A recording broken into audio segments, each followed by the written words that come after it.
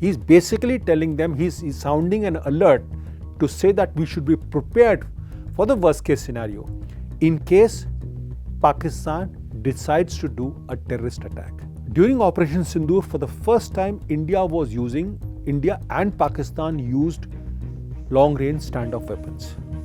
India also replied back with standoff weapons like BrahMos, Scalp and Rampage. India will have to acquire long-range capability on land, on air, in sea.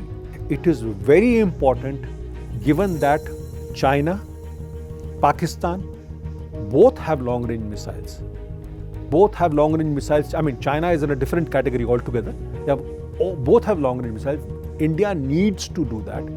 India has nothing to do with what is happening on Afghanistan-Pakistan front.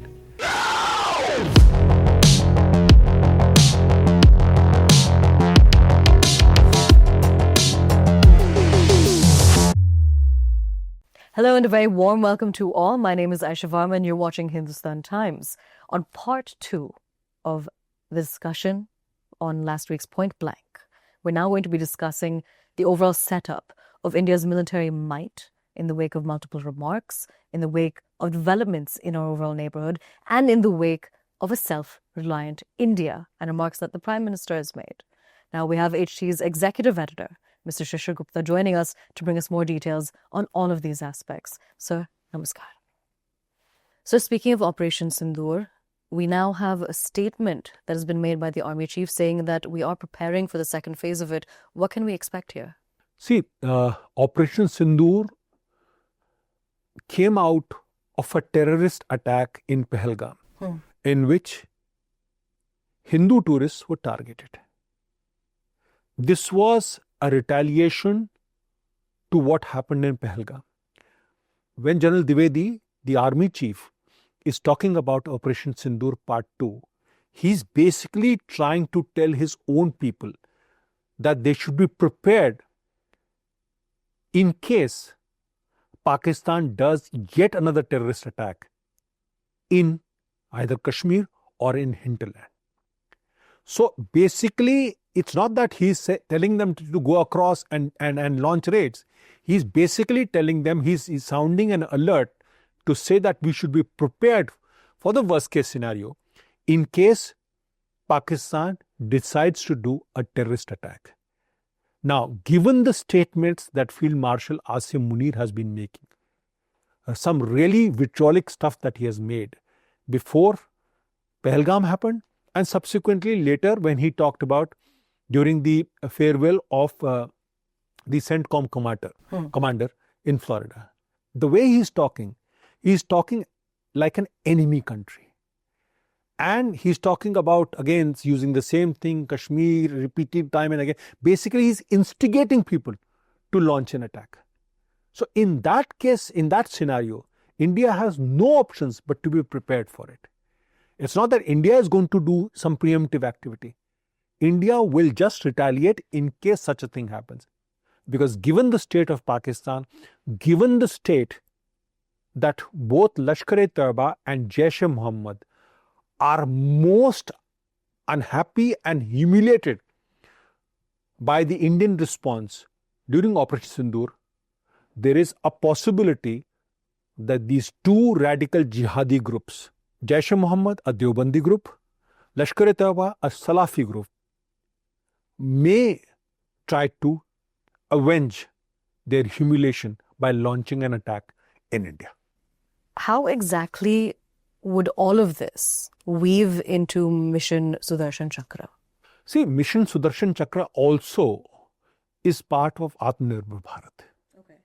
Now, when the Prime Minister talked about Mission Sudarshan Chakra, it's basically come out of what happened during Operation Sindoor. Now, during Operation Sindoor, for the first time, India and Pakistan used long-range standoff weapons. Pakistan used missiles, Chinese missiles, of the range of nearly 200 kilometers. Pakistan used, like PL-15, PL-12 missiles, air-to-air missiles. Pakistan used surface-to-surface missiles. that is Fateh 1, Fateh 2. Pakistan used Chinese missile CM 400 kg. So Pakistan was using a whole lot of standoff weapons. India also replied back with standoff weapons like BrahMos, Scalp, and Rampage. All three were used. Now, given the fact that Pakistan is now trying to test out a new missile, which is called Ababil, which is a 2,200 kilometer range missile. This missile has what is called multiple independently targeted vehicles, which means it has multiple warheads in a single missile. Now, the way the things are, that once the missile launches and once the warheads are released, it is very difficult to intercept the missiles because the warheads will go in different directions and will take independent trajectory. So you have to take out the missile before it launches the warheads. And for that, you need to have long-range weapons.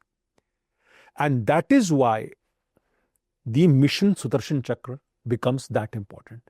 So India will have to acquire long-range capability on land, on air, in sea, to ensure that it is able to intercept all missiles that have been thrown at India in case of a worst-case scenario.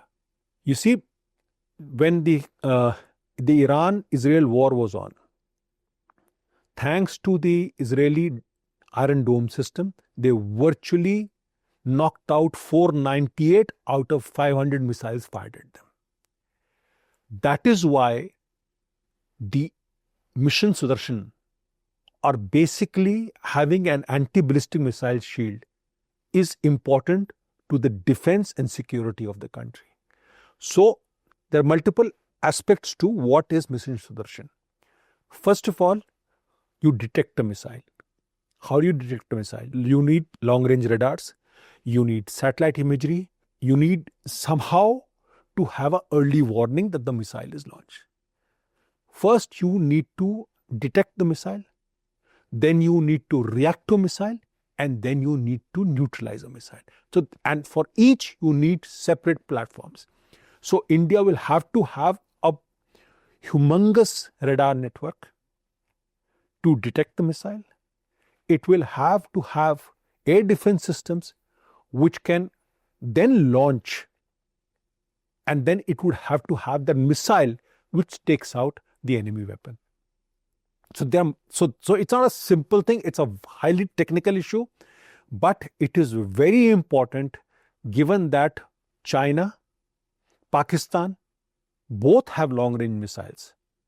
Both have long-range missiles. I mean, China is in a different category altogether. Both have long-range missiles. India needs to do that because missiles, long-range stand-off weapons, can cause serious collateral damage on ground. Sir, is our neighborhood causing any problems with our realization of an Atmanirbhar Bharat? See, the fact of the matter is that you are dealing with a country like Pakistan.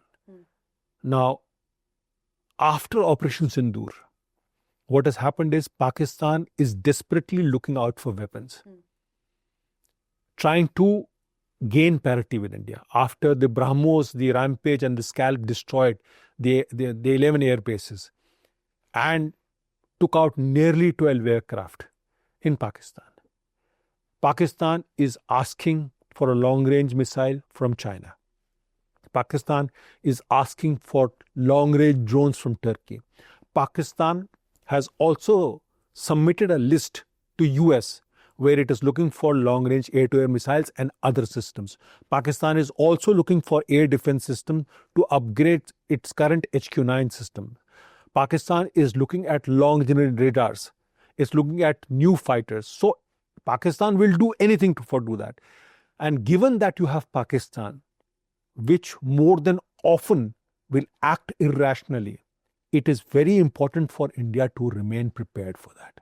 And that is why India needs to have a system, India needs to have long-range weapons to ensure that India has that edge over Pakistan while it has a deterrent towards China. Now, speaking about our neighborhood, the Afghanistan defense minister has essentially said that that nation is not a proxy for any third country. What does this mean?